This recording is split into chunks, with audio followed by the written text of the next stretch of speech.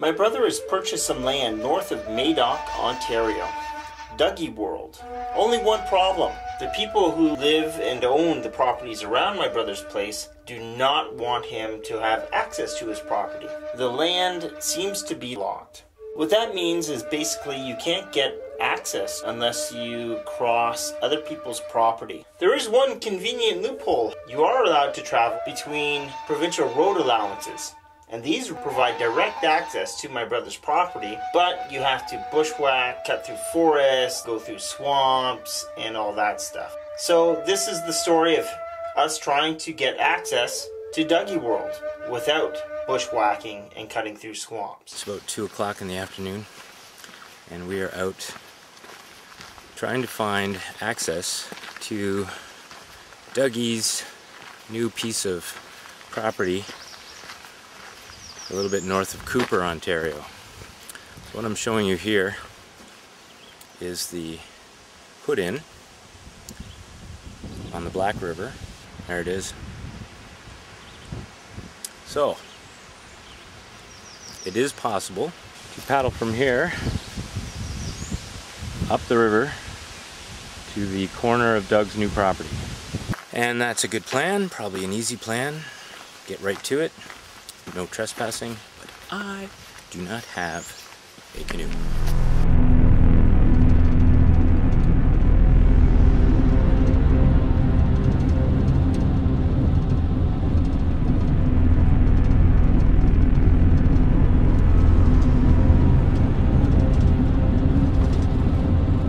Now I'm going to check out the entrance to the Lingham Lake Trail. You're going to see why you want an ATV to travel up here. It's not exactly what you'd call a hikeable trail, but it's one that I want to explore on one of these Econo Challenge test hikes so that we can take a look at some of the wonderful things that ATVs do to our wild spaces. So far we've been at this, driving around now for 45 minutes, and we have yet to locate a single access to Doug's property. This may require some trespassing. On Graham Road here, we're about to come underneath the hydro right-of-way. So this is the farm that sits on the one side of it. And we're looking for a trail that'll lead straight away from the camera shot. Here we are. We are now under the lines.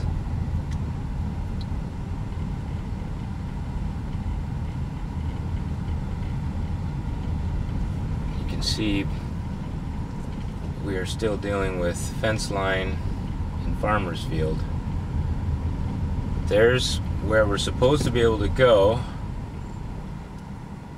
And that would be your gateway, which is clearly fenced. Right across the street is an open trail right there. Seems to coincide with what should be a trail this way. But as you can plainly see, that trail is now part of a farmer's field. So we'll have to get permission to cross that way. Now what you're looking at here is a driveway exactly where it says the trail is. Now it's well maintained. Somebody's cut the grass along either side of it. It has a 911 number, and of course there's this.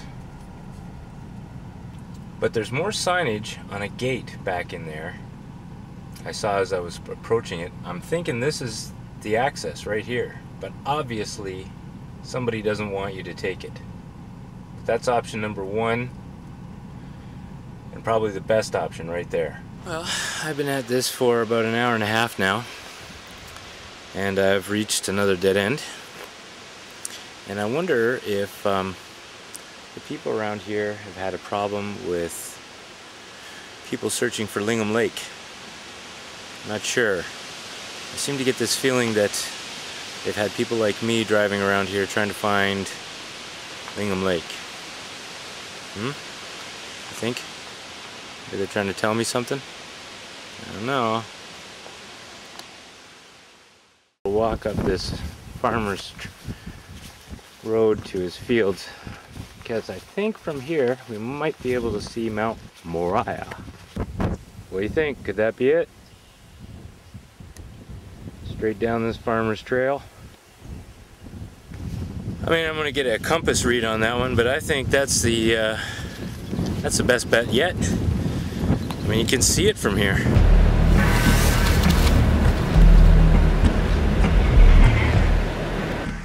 Now, wasn't that a really cute face? Playing on the road. There was 5 of them all together, but by the time I got up to the car, there was only one, the rebel. The one that likes to play with cars. Likely, he's gonna have a short life.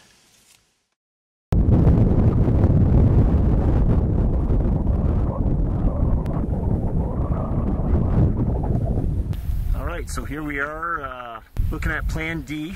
We just came down a nice little trail, ATV trail that we're going to follow now. There's some swampland over there, and we just experienced some very rude neighbors. Not friendly, not friendly at all. Not friendly at all, that's right. They do not want us here. They're telling us no access, there's no access, they're not giving access, and there's no trails, and yet we just saw a trail that goes right up to the ridge from this guy's house. It's right beside him, and he's like, no trails, no access. A bunch of tree huggers own that property for a couple of years, and then they sell it, then more tree huggers, that type of thing, right? That's fine. You know, it just motivates me personally to do a bit more searching and get access to find out what exactly are these guys doing back there that they're worried about other people having access and figuring it out.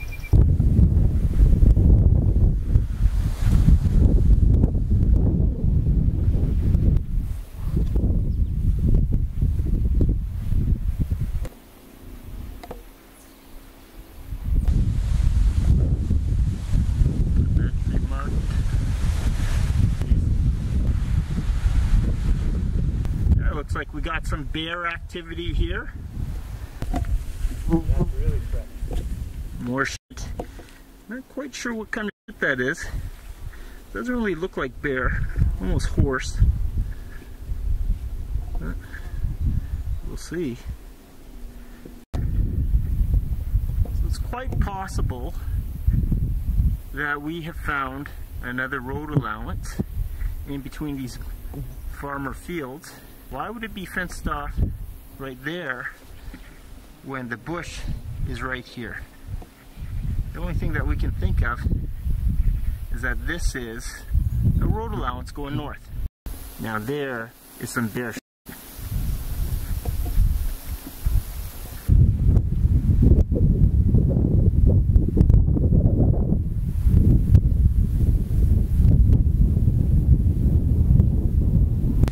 Looks like we've possibly found a road allowance.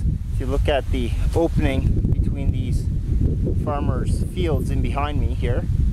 But right there, there's some sort of sign. We were just talking, the guy that we were talking to earlier, his name was Trotter. So we got something going on here. Line 12 of the Ontario Trapping Regulations bylaw states that 1. The holder of a trapping license may hunt or trap fur-bearing mammals. A. In part of Rondo Provincial Park if the area is designated on the trapping license, or B. In a registered trap line area in a provincial park designated on the trapping license. Ontario Registration 66798S12, Section 1. 2. The person hunting or trapping in a provincial park in accordance with subsection 1 may A. Possess a firearm or trap for the purpose, and B. Possess any wildlife legally killed by him or her in the provincial park.